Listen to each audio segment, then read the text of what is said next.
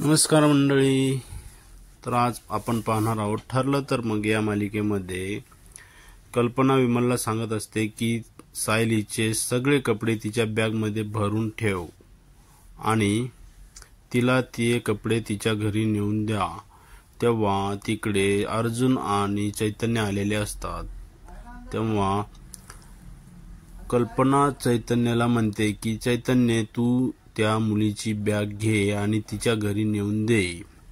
असेही ती आता सुमनकडेच राहायला असेल. तेव्हा चैतन्य म्हणतो की हो मावशी, तू काही काळजी करू नकोस. तिचं घर मला जाताना वाटेतच लागत आहे. तेव्हा मी तिला जाता जाता ती बॅग देऊन जाईल. तेव्हा तिथे अर्जुनही उभा असतो. अर्जुनही त्यांचं बोलणं ऐकत असतो. आणि आता अर्जुन म्हणतो की मम्मी, मी सुद्धा ऑफिसला जाऊन येतो कारण मला एक मीटिंग आहे. तेव्हा तोही चैतन्याच्या पाठीमागे जातो. आणि इकडे मधुभाऊंच्या घरामध्ये जेव्हा सायली राहत असते तेव्हा ती मधुभाऊंना सकाळी नाश्ता द्यायलाच गेलेली असते. तेव्हा नाश्ता घेऊन ती मधुभाऊंच्या समोर जाते. तेव्हा मधुभाऊ काहीतरी पेपर चाळत बसलेले असतात. जेव्हा सायली मधुभाऊंना म्हणते की मधुभाऊ, हा नाश्ता करा, तेव्हा मधुभाऊ उठायला जातात. तेव्हा त्यांचे सगळे कागद खाली पडतात. तेव्हा सायली खाली वाकून ते कागद उचलायला जाते. तेव्हा मधुभाऊंना तिच्या गळ्यामध्ये तिचं मंगळसूत्र दिसत असतं. तेव्हा मधुभाऊ प्रचंड चिडतात आणि सुमनला आवाज देतात की सुमन, तू पहिले इकडे ये.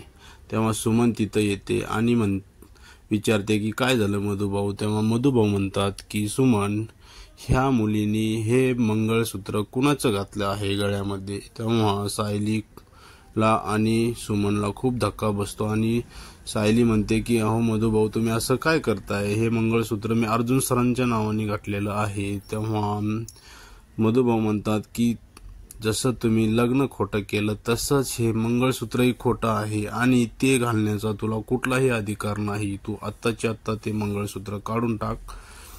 तेव्हा सायली खूप रडायला लागते आणि सायली त्यांना समजून सांगत असते की मधुभाऊ, तुम्ही असं बोलू नका. मी आणि अर्जुन सरांनी आमचं लग्न ओरिजिनल झालेलं आहे आणि त्याचे पुरावे म्हणून सुमन ताई आणि चैतन्य भाऊजी आहेत. तेव्हा मधुभाऊ सुद्धा त्यांना म्हणतात की हे सगळं खोटं आहे. मी तुला आयुष्यभर जे संस्कार दिले ते तू पूर्ण धुळीस मिसळले आहेस. माझा विश्वास तू धुळीस मिसळला आहेस.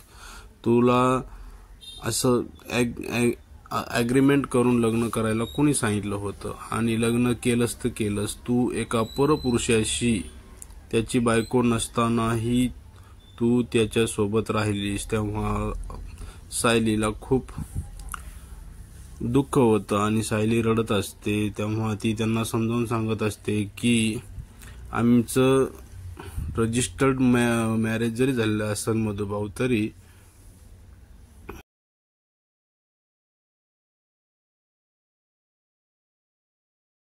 तरीही आमचे जसे म्हणजे नवरा बायकोचे संबंध असतात तसे काही झालेले नाही आहे. तेव्हा मधुभाऊ खूप चिडतात आणि तिला म्हणतात की तुला हे मंगळसूत्र घालण्याचा कुठलाही अधिकार नाही आणि ते तिच्या गळ्यात हात घालून ते मंगळसूत्र तोडण्याचा प्रयत्न करतात आणि त्यानंतर ते तिथून निघून जातात.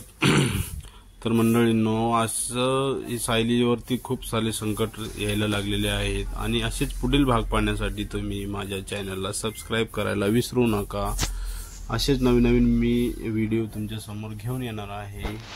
त्यामुळे लाईक आणि सबस्क्राईब करायला विसरू नका. धन्यवाद.